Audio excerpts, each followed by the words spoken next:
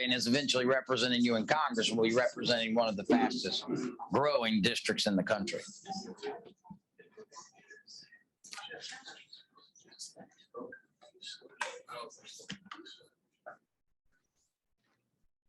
We're playing musical chairs here.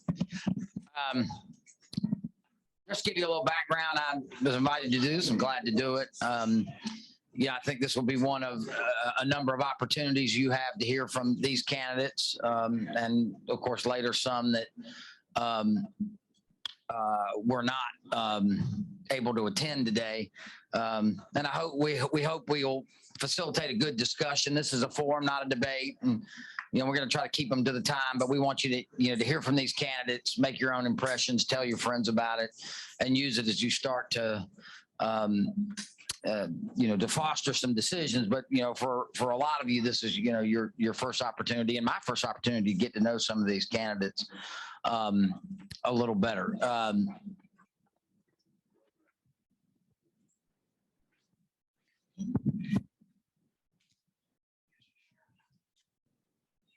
Okay, thank you very much. Starting with, we'll just go down my left, starting with Ms. Ellmers. Just introduce your name, then we'll come back and do opening statements in just a second. I'm Renee Ellmers. I am your Harnett County candidate. Devan, we will start with you on that end to do opening statements. Good. Thank you.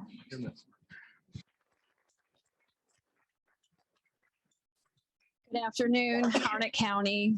I am Renee Ellmers. I'm standing up before you today because you deserve a government that works for you and not against you. We know we have all experienced it. I ran for Congress back in 2010. And I ran then because Barack Obama was president, and he was putting forward a health care plan that was going to devastate our lives and infiltrate every one of our families. I'm back running again because of what Joe Biden is doing in Washington now. When we're looking at gas prices, when we're looking at the attack on the American dream, we have to stop it. I can't stand back on the sidelines and watch. For the last 2 years, because of COVID, I've been out there working on the front lines. I was down in Fayetteville at the VA nursing home taking care of veterans. And when I was there, I found cracks, and I asked about those cracks. There were days that there were veterans who couldn't take a shower because there was no hot water. Things like that were happening every day. And when I would go and ask, they didn't know who I was. They didn't know that I had served in Congress before. I was just a nurse who was putting on PPE for 12 hours. And when I would ask, why is this? They would say, welcome to the VA. Well, you know what?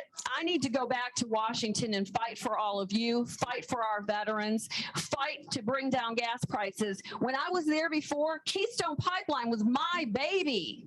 I worked on that. I fought for that because Barack Obama shut it down. Donald Trump opened it up again. Gas prices fell. We had job growth. We had the economy that we needed. And now Joe Biden is back there. And on day one, he sat down in the Oval Office and closed down Keystone Pipeline. And here we are again. We've got to put an end to the roller coaster that we all experience. I'm here in my boots today. I've worn these boots on the House floor. I stick to the Constitution. It's worn, but I carry it with me every single day. I don't leave home without it. This was my voting card. It's got my picture on it. But you know who it really belongs to? It belongs to you. Every vote I gave was because I was fighting for the people of Harnett County, Johnston County, Wake County, and Wayne County. I am here today to humbly ask for your support and your vote because together we can make America great again. Thank you. All right. Thank you. Thanks everybody for their opening statement. We're going to run through a few questions here, kind of in the rapid fire. So we're looking for about a 30-second to 1-minute answer. And I want to start on the issue of Ukraine. If you could tell us one thing that the United States and the Biden administration is doing right with the situation in Ukraine, and one thing that we are doing wrong and should you do different, and we'll start with Chad, go back, and then come to you. Thank you. You. Yes. So on this issue, number one, Putin is a dictator thug. He is evil. We know that. He invaded the Ukraine because he saw Joe Biden's weakness in the White House. We know that. Now, there has been a lot of pressure on Joe Biden from both Republicans and Democrats because of his inaction, because of his weakness. I will say that, pretty much 99% of what he's done wrong has done wrong.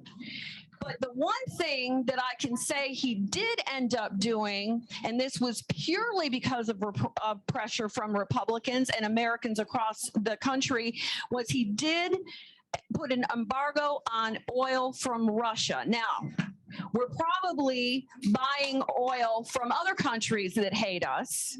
So that doesn't change where we are from a geopolitical standpoint. It still does not lift our energy dependence, but that I will say was a good move.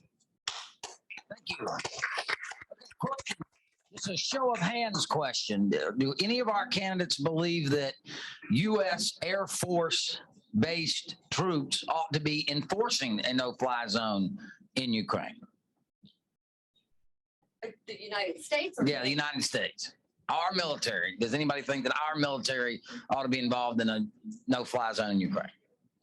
All right, so we have some agreement there. Okay, thank you. Now, another show of hands, or not a show of hands. The first vote, if you are ultimately elected in this race, would be for what I think all of us would hope is a Republican U.S. House Speaker. Anybody here planning to not vote for the current House Minority Leader, Kevin McCarthy? Well, we got some agreement here. Okay, now I'm going to start with this question to Devan and work our way back. A question about our situation on the border and immigration. All of these candidates are certainly for doing something about the uncontrolled border on the South, as we've all seen. At the same time, as you drive through Johnston and Harnett counties, you still see tobacco fields. You still see people in need of labor. And closing the border does not necessarily fix the immigration system. So my question is, besides securing the border, if we could do that, what needs to happen next to make sense out of America's convoluted immigration system? Devan, we'll start with you. I've been to the border. When I was in Congress, we were about to pass a major immigration package that was going to solve these problems. It was going to secure the border. It was going to address the holes and the cracks in our immigration policy. There's so many archaic and redundant and out-of-date policies that are still in place in Washington when it comes to immigration. So border security, legal immigration reform, illegal immigration reform. We don't want illegal immigrants coming across the border. During the Trump administration, it was down to dramatically low numbers. During Barack Obama's time, when I went to the border, they were coming across the border. They were handing out birth control pills for the young girls because they knew they were being raped on the way. An absolute humanitarian crisis. And now we have it again under Joe Biden. It has to stop, but we have to be the ones. And as Republicans going there, we need proven, experienced, conservative leaders like myself who are ready to execute immigration reform and solve the problem once and for all. Jessica, we'll start with you on this question and work down this way and go back to the other end. And certainly feel free to disagree with my premise of the question here, but it seems to me that with Republicans there is a tension with big tech, in that we generally don't favor overregulation and government involvement in the free market system. Nobody has to get on Facebook. Nobody has to get on Twitter or Instagram. At the same time, this is having an enormous effect on the ability for both Republicans to communicate, the appropriate communications of children. A lot of directions you can go with this, but I guess my question is, if you were a member of the House of Representatives, what would be your view on what Congress needs to do anything about, quote unquote, big tech, if anything? Yeah, serving on the Energy and Commerce Committee when I was in Congress, this was one of the issues that I dealt with back years ago, 7 years ago. And it was because social media and tech was evolving. And yet a lot of the policies and regulations and laws that were in place were, again, archaic, old, outdated, and really didn't apply as quickly as technology was evolving. So once again, you need strong conservative Republicans who can be in Washington and address the issues as they are happening. You know, they stand behind the First Amendment on this one. Those social media platforms say, well, wait a minute, this is our First Amendment right. Remember, you stand for the Constitution. Do you see how they use it when it's at their advantage, and then they abuse it when they want to make their statements? That is, again, why we have to send good, strong Republicans to Washington to deal with these things. But I will also decouple social media platforms from technology moving forward, because here in this country, until we get broadband across this country and into our communities, especially our rural communities, our children are going to suffer. We are going to suffer. We need to do everything we can to advance it, but at the same time, make sure that those that abuse it are taken into accountability. Thank you. And go this way. We're going to ask you. Oh, no, I was saying these are great questions. Oh, well, blind squirrel in a nut, we're going to go about 2 or 3 more questions and then closing statements. We want to be appreciative of everybody's time today, and thank you for being here. Chad, we'll start with you. President Trump remains one of the most popular figures in the Republican Party. He has endorsed one of the candidates that chose not to attend this forum today. On the other hand, Mr. Trump continues to focus much of his anger on the previous election, and he continues to be a divisive figure in the country. What is the proper role of the former president in the modern day Republican Party and in this race in particular? Well, President Trump is, and I still call him President Trump, because as we were talking about the 2020 election, I personally don't believe that was a legitimate outcome. I don't believe that Joe Biden got the votes that he got and Donald Trump got the votes that he got. I just don't think that statistically that is possible. But we have to move on. We have to move on, because we are in the situation we are in today with Joe Biden. We knew that this was going to happen if Joe Biden got elected. That's why many of us voted for Donald Trump, right?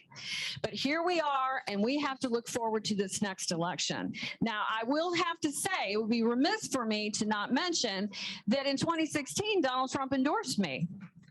I didn't win.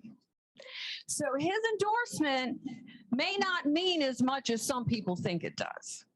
He has the right to endorse whoever he wants. He absolutely does.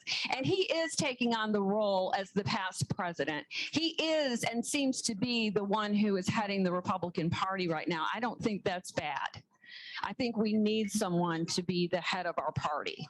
But I think we all have to come together too, and we have to look forward to the future, and we have to fix the problems that are happening to every American today.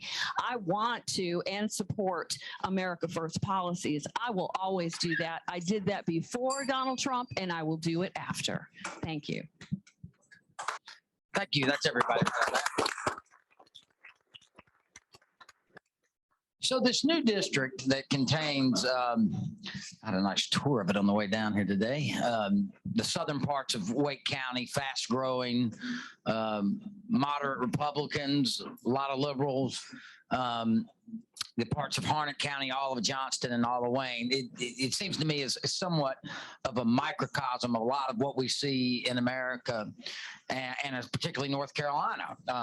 Very fast growing suburbs, some parts of downtown core, farming and rural communities. So two-part question, and we'll go 90 seconds on this and then we'll move to closing statements. How can you, as a member of Congress, bridge the urban-rural divide to effectively represent this community? And what about you makes you particularly talented and able to represent a district as such you are running in? And we'll start with Devan and come down this way, that way. I think this district, the way that it's drawn, and the fact that it is the even district, it is the swing district, says a lot about who needs to be the one to go up against the candidate in November. I told you that I ran for Congress in 2010. This district that we have right now has all of the counties in it that I served and I actually won, minus the portion of Wayne County that we have right now. But here's the thing, I reach back from my experience as a nurse. I am taught to listen. I am taught to hear what is being said and what is not being said. And whether it's for me here in Harnett County, living in Dunn, or whether it's going up to Holly Springs and having those discussions with families in Holly Springs or Fuquay or Goldsboro, doesn't matter. We are all suffering together. You know, you may live in a certain geographical portion of this district, but we are all experiencing those gas prices right now. We are all experiencing the fact that we feel that our lifestyle is under attack, that we are being held hostage at the gas pump and at the grocery store. We can have those conversations and we can come up with solutions. And it doesn't matter whether it's me from Harnett County or it's someone from Wake County. We can talk together and solve problems. Thank you. Thank you very much. That's going to wrap up our Q&A part of this. But before we move into closing sections, let's give a big round of applause for all these candidates.